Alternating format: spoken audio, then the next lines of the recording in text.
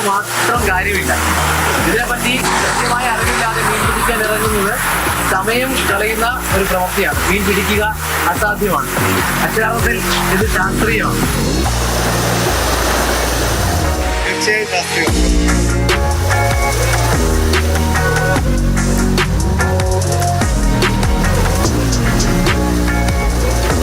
ചൂണ്ടയിടലും ശാസ്ത്രീയമായി മാറുകയാണ്. തീർച്ചയായും മറ്റെല്ലാ മേഖലകളെ പോലെ തന്നെ ശാസ്ത്രമാണ് ഇതിനെയും കൺട്രോൾ ചെയ്യുന്നത് ഇപ്പോഴും. അതെ, ഓരോ മീനുകൾക്കും വ്യത്യസ്തമായിട്ടുള്ള ലൂറുകൾ തന്നെയാണ് യൂസ് ചെയ്യുന്നത്.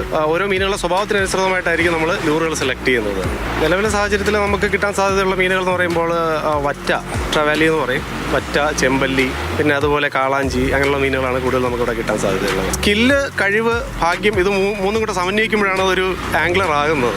അപ്പോഴേ നമുക്ക് മീൻ കിട്ടാൻ സാധ്യതയുള്ളൂ.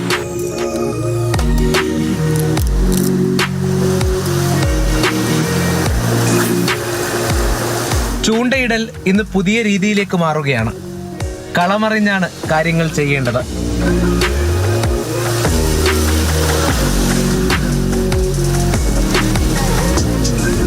കടലാകട്ടെ കായലാകട്ടെ അവിടുത്തെ പരിസ്ഥിതി, ഒപ്പം മത്സ്യലഭ്യത, ഇതിനെ രണ്ടിനെയും പറ്റിയുള്ള അറിവാണ് ഇരകളെ തിരഞ്ഞെടുക്കുന്നതിൽ ഏറ്റവും മുഖ്യമായി വരിക. അതിൽ ഏതിരയാണോ തിരഞ്ഞെടുക്കുന്നത് അതിന് പറ്റിയ മീനെയാകും നിങ്ങൾക്ക് പിടികൂടാനാകുക. ഇതിന് പിന്നിൽ വലിയ ഗവേഷണവും വലിയ ഉത്സാഹവും ആളുകൾ കാണിക്കുന്നുണ്ട്. തങ്കീസ് ചൂണ്ടയിൽ കെട്ടി ചുമ്മാ എറിഞ്ഞ് കിട്ടുന്ന ആ ഒരു രീതിയിൽ നിന്നൊക്കെ മാറി ഒരു പ്രൊഫഷണൽ ടച്ച് വന്നിട്ടുണ്ട്. ഇപ്പോൾ വറ്റയ്ക്ക് പോകുന്നൊരു ലൂറാണിത്, ഷാഡ് എന്ന് പറയും. ഇതിനകത്ത് ഉപയോഗിക്കുന്ന ചൂണ്ടയാണിത്, ജിഗ് ഹെഡ് എന്ന് പറയും. ടെയിൽ ആക്ഷനിലാണ് ഈ ബൈറ്റ് നമുക്ക് കിട്ടുന്നത്. അപ്പം മീൻ നോക്കുമ്പോൾ അതിൻ്റെ ഒരു പ്രയ വരുന്ന പോലാണ് വരുന്നത്. ഇതിന് പോപ്പർ എന്നാണ് പറയുന്നത്. അതായത് വെള്ളത്തിൻ്റെ മേളിൽ കൂടെയാണ് ഇത് വരുന്നത്. ഇത് വെള്ളത്തിൽ താന്നു പോകത്തില്ല. ചെമ്പല്ലിക്ക് ഒരക്കൊക്കെ അടിക്കുന്ന ഒരു സാധനമാണിത്. ഇതൊരു കോമൺ ലൂറാണ്. ചെമ്പല്ലിക്ക് നല്ല റിസൾട്ടുള്ള സാധനമാണിത്. റബ്ബറിൻ്റെ കൊഞ്ചാണ്. ഇതിനെ പിടിക്കാനാണ് ഇത് അഴുക, ഹമൂർ. അതായത് ശലിക്കണ്ട, ആക്ച്വലി കൊഞ്ച് കണക്കന്നെ ഇരിക്കും. പിന്നെയും നമുക്ക് യൂസ് ചെയ്യാം. മീൻ പിടിക്കാനായി കടലിലേക്ക് എറിയുന്ന ഇരകളിൽ വലിയ വൈവിധ്യമാണ് വിപണിയിലുള്ളത്.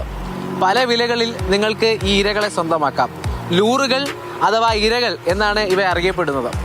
വ്യത്യസ്തമായ ഇനം ഇരകളാണ് ഇന്ന് വിപണിയിലുള്ളത്. 60 രൂപ മുതൽ 6000 രൂപ വരെ വിലയുള്ള ഇരകൾ അഥവാ ലൂറുകൾ വിൽപ്പനയ്ക്കുണ്ട്.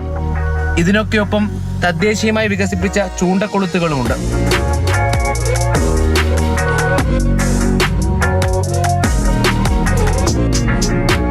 ഇതിനകത്ത് എവിടെയെങ്കിലും തട്ടിയാൽ മതി, ഇത് കിട്ടും. ട്രിപ്പിൾ ഹൂക്കാണ്. അപ്പോൾ ഇവിടെയാണ് നമ്മൾ ബ്രൈഡ് കൊരുത്തിട്ട് എറിയുന്നത്. ഇതിങ്ങനെ ഓടി വരുന്നത്. ഈ ഹൂക്കിൻ്റെ പ്രത്യേകത എന്ന് പറഞ്ഞാൽ ഇതിൽ ഒരെണ്ണത്തിൽ തട്ടിയാൽ ഇത് ഒരിക്കലും മീന് ഇളക്കാൻ പറ്റത്തില്ല. മീൻ ഇളക്കാൻ ശ്രമിക്കുമ്പോൾ മറ്റേത് തട്ടും. അതായത് ഒരു സ്ട്രൈക്ക് കിട്ടിയാൽ ഇതിനകത്തുനിന്ന് മീൻ ഊരിപ്പോകാനുള്ള സാധ്യത വളരെ റയറാണ്. ഇത്തരം മാർഗങ്ങളിലേക്കുള്ള വഴി ചിലവേറിയതാണെന്ന് സമ്മതിക്കുന്നുണ്ട്. ഇതൊക്കെ വാങ്ങിച്ചിട്ട് മുതലാവുമോ നമുക്ക്? ഒരിക്കലും ഇല്ല. റിക്രിയേഷണൽ ഫിഷിംഗ് ആണ്, ഹോബി ഫിഷിംഗ് ആണ്. ഇത് നമുക്കൊരു സന്തോഷമാണ് നമ്മൾ ഉദ്ദേശിക്കുന്നത്. ഇത് നമുക്ക് മീൻ പിടിച്ച് വിറ്റ് മുതലാക്കി ആ ഒരു കമേഴ്ഷ്യൽ സൈഡ് അല്ല. തീർച്ചയായും ഇത് ശരിക്കും ഒരു സന്തോഷം, അതിനപ്പുറത്തേക്ക് മറ്റൊന്നുമില്ല. ചൂണ്ടയിടൽ മറ്റൊരു തരത്തിലേക്ക് പോകുമ്പോൾ ഇതിനെ ഒരു ഹോബിയായോ ഒരു ഇഷ്ടവിനോദമായി മാത്രം ഒതുക്കി നിർത്താൻ കഴിയണം എന്ന് പറയുന്നവരുണ്ട്. കാരണം ഇതിൻ്റെ സാധ്യത അത് ഏറിയും കുറഞ്ഞും ഇരിക്കുകയാണ്.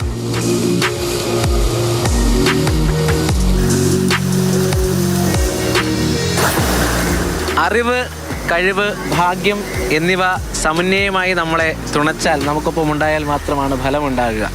ഇതിൽ ഭാഗ്യം തുണയ്ക്കാനുള്ള സാധ്യതകൾ വർദ്ധിപ്പിക്കുകയാണ് ശാസ്ത്രത്തിൻ്റെ വളർച്ച. അത് പല നിറങ്ങളിൽ ആ സാധ്യത വർദ്ധിപ്പിക്കുകയാണ്.